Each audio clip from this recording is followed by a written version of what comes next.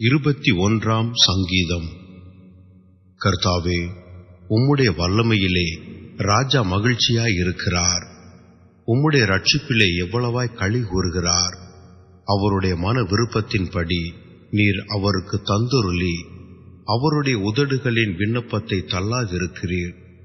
உத்தம ஆசீர்வாதங்களோடு நீர் அவருக்கு எதிர்கொண்டு வந்து அவர் சிரசில் பொற்கிரீடம் தரிப்பிக்கிறீர்.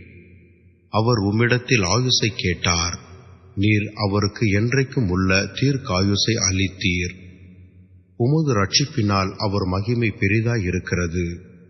மேன்மையையும் மகத்துவத்தையும் அவருக்கு அருளினீர். அவரை நித்திய ஆசீர்வாதங்களுள்ளவராக்குகிறீர். அவரை உம்முடைய சமூகத்தின் மகிழ்ச்சியினால் பூரிப்பாக்குகிறீர். ராஜா கர்த்தர் மேல் நம்பிக்கையாயிருக்கிறார். உன்னதமானவருடைய தயவினால் அசைக்கப்படாதிருப்பார். உமது கை உமது சத்துருக்கள் எல்லாரையும் எட்டி பிடிக்கும். உமது வலதுகரம் உம்மை பகைக்கிறவர்களை கண்டுபிடிக்கும். உமது கோபத்தின் காலத்திலே அவர்களை அக்கினி சூளையாக்கி போடுவீர். கர்த்தர் தமது கோபத்திலே அவர்களை அழிப்பார். அக்கினி அவர்களை பட்சிக்கும். அவர்கள் கனியை பூமியில் இராதபடி நீர் அழித்து அவர்கள் சந்ததியை மனு புத்திரரில் இராதபடி ஒளிய பண்ணுவீர்.